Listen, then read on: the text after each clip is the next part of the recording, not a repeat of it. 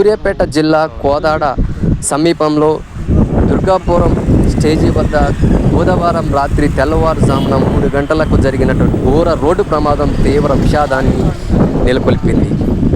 ఎందరో అమాయకులు గాఢ నిద్రలో ఉండగానే తమ ప్రాణాలను కోల్పోయినటువంటి సంఘటన ఇది. తీవ్ర దిగ్భ్రాంతితో పాటు తెలుగు రాష్ట్రాన్ని కదిపేసినటువంటి సంఘటన మన కోదాడలో జరిగినటువంటి యాక్సిడెంట్. ఈ యాక్సిడెంట్కి సంబంధించినటువంటి పూర్తి వివరాలు మీకు తెలిపే ప్రయత్నం చేస్తా.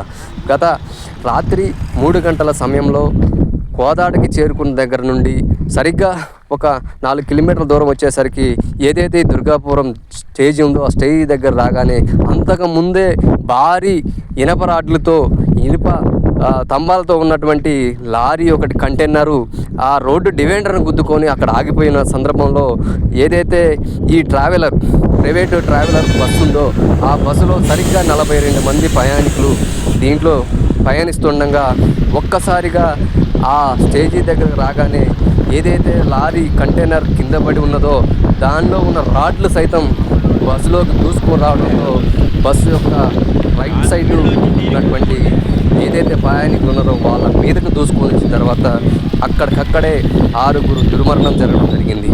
ఈ సంఘటన చాలా విషాదాన్ని నెలకొల్పింది. తెలుగు రాష్ట్రాలని దిగ్భ్రాంతిని గురి చేసిన సంఘటన. మీరు చూస్తున్నది ఇది కంటైనర్. ఈ కంటైనర్లోనే మనకి ఏదైతే ఐరన్ రాడ్లతో ఈ లోడ్ వస్తుంది. ఎక్కడో ఒక ప్రైవేట్ ఇండస్ట్రీకి సంబంధించినటువంటి ఐరన్ రాడ్లు తీసుకొని వస్తుంది. వచ్చే క్రమంలో ఈ యాక్సిడెంట్ జరిగింది. ఈ యాక్సిడెంట్ ముందు భాగం చూడొచ్చు. ఇదంతా కూడా ఇక్కడ నుంచి మొదలుకుంటే లాస్ట్ వరకు కూడా ఏదైతే ఆ కంటైనర్లో ఉన్నటువంటి రాడ్లు ఉన్నాయో అవన్నీ కూడా దూసుకొని పోవడంతో ఒక ఏదైతే రైట్ సైడ్లో ఉన్నటువంటి డ్రైవర్ వైపు ఉన్నటువంటి ఏదైతే బస్సుకున్న ఆ అద్దాలతో పాటు ఆ సీట్లలో కూడా దూసుకొని పోవడంతో కొంతమంది మరణించడం జరిగింది. ఈ సంఘటన అత్యంత దురదృష్టకరమైన బాధాకరమైన విషయం. ఇది మీరు చూస్తున్నటువంటిది ఈ బస్సులతో కూడా పూర్తిగా ధ్వంసమయ్యి మనకి కనబడుతుంది. ఇది చూడొచ్చు. ఈ వెనక నుండి ముందు వరకు కూడా ఏదైతే రైట్ సైడ్ మొత్తం కూడా పూర్తిగా ఇదంతా కూడా పూర్తిగా దెబ్బతినడం జరిగింది. ఇక్కడ చాలామంది ఎంతోమంది అర్థనాదాలతో దాదాపుగా 20 మంది స్వల్ప గాయాలు అయిన, కొంతమంది తీవ్ర గాయాలతో, కొంతమంది అర్థనాదాలు పెడుతుంటే ఆ దగ్గరలో ఉన్నటువంటి ఏదైతే పోలీస్ యంత్రాంగం కానీ రెవెన్యూ యంత్రాంగం కానీ అప్పటికప్పుడు అప్రమత్తమై ఏదైతే నేషనల్ హైవేకి సంబంధించిన వాళ్ళు కూడా అప్రమత్తమై ఆ స్థితిగతుల్ని కోదాడ ఏరియల్ హాస్పిటల్లో తీసుకుపోవడం జరిగింది. ఇక్కడ మీరు చూస్తుంది ఏదైతే మనకి రోడ్డుకి అడ్డంగా ఉండిపోయిందో ఈ కంటైనర్ని తీసే ప్రయత్నం చేస్తున్నారు. ఇదంతా కూడా ఈ కంటైనర్ తీయడం కోసం 2 క్రేన్ల సహాయంతో రోడ్డుకి నేషనల్ హైవేకి అడ్డంగా ఉన్నటువంటి కంటైనర్ తీసి పక్కకి పెట్టే ప్రయత్నంలో ఉన్నారు. ఇది అంతా కూడా చాలా దురదృష్టకరమైన సంఘటన. ఎంతోమంది ప్రజల్ని ఆ ఏరియాని అక్కడ చూస్తే ఆ ప్రదేశాన్ని జరిగిపోయిన ప్రదేశాన్ని ఎక్కడైతే యాక్సిడెంట్ అయిన ప్రదేశాన్ని చూస్తే అక్కడ ఉన్నటువంటి వస్తువులు చూస్తే మనసు ఎంతో బాధ బరువెక్కిపోతుంది. కనీసం వారికి ఉన్న లగేజీ వాళ్ళు ఏమేమి తీసుకొచ్చుకుంటారో అవన్నీ కూడా అక్కడే పడి ఉండి చాలా వాళ్ళ యొక్క బాడీ యొక్క అవయవాలు కూడా అక్కడ పడిపోయినట్టుగా కనపడుతుంది. ఇది ఎంత దురదృష్టకరమైన విషయం మీరందరూ చూడొచ్చు. ఈ బస్ అనేది ఏదైతే ఆ రోడ్డుకి రైట్ సైడ్లోకి వచ్చేసరికి కంటైనర్ తప్పించుకునే క్రమంలో ఆయన ఏదైతే లెఫ్ట్ సైడ్కి తీసుకున్నాడో ఆ క్రమంలోనే ఈ యాక్సిడెంట్ జరగడంతో పూర్తి స్థాయిగా ఒక చెట్టుకి రోడ్డుకు పక్కకున్న చెట్టుకు తగిలి ఆ బండి ఆగిపోవడం జరిగింది. బస్సు డ్రైవర్కి కూడా ఎటువంటి దెబ్బలు తగలేదని చెప్తున్నారు. డ్రైవర్ ఏదంటే సీటు కింద ఉంటాడు కాబట్టి ఆయనకి ఎటువంటి దెబ్బలు తగలేదు. చూడవచ్చు ఇవనేవి చూడు ఎంత దాన్ని మలుచుకుంది. అంత పెద్ద రాడ్డు కూడా వంగిపోయింది.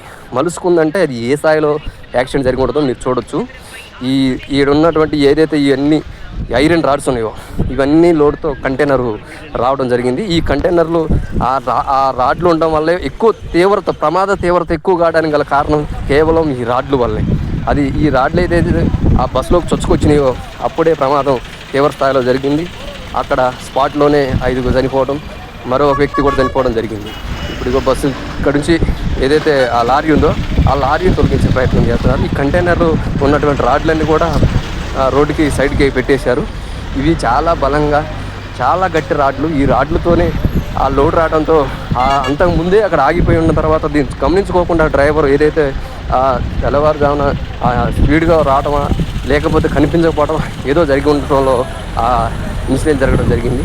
ఇదిగో ఇప్పుడైతే ఇక్కడ ఉన్నటువంటి ఆ లారీని క్లియర్ చేయడం కోసం పోలీసు యంత్రాంగం మరియు నేషనల్ హైవే యంత్రాంగం, రెవెన్యూ సిబ్బంది అంతా కూడా ప్రయత్నాలు చేస్తున్నారు. ఇక్కడ నుంచి తొలగిస్తున్నారు.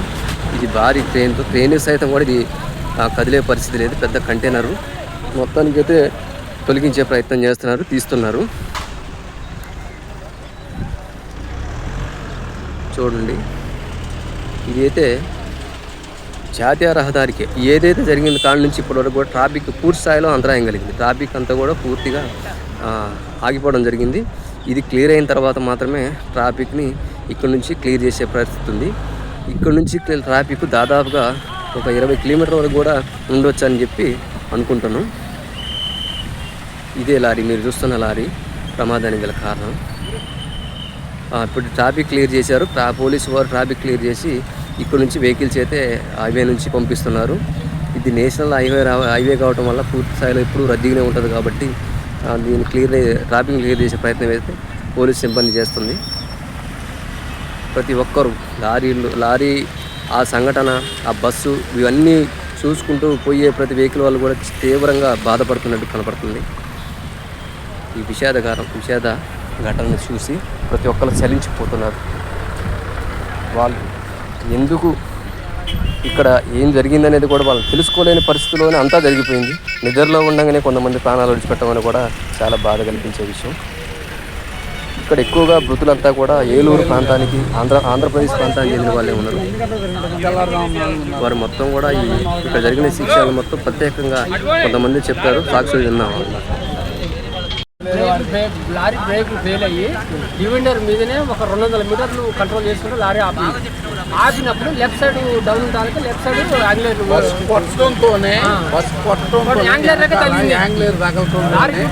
లారీ అటు తిరిగింది అంతే. ఈ బద్దెలన్నీ రావడం జరిగింది, బస్సుకు జరగడం జరిగింది. అయితే దీని పూర్తి బాధ్యత ఎవరిదంటే కేవలం రోడ్డు వాళ్ళు చాలా నిర్లక్ష్యమైన పద్ధతి ఇది. ఆ రోడ్డు వాళ్ళు వచ్చి ఒక గేదె చచ్చిపోతే అదావుడు చేసి నైట్ ట్రైన్ చేసుకొని పక్కకేస్తారు. అలాంటి భారీ కంటైనర్ వాళ్ళు ఎందుకు రెస్పాన్స్ ఇవ్వలేదు? వాళ్ళు అవును, అది కొంతమంది ప్రాణ కారణం ఓన్లీ రోడ్డు వాళ్ళ తప్పు.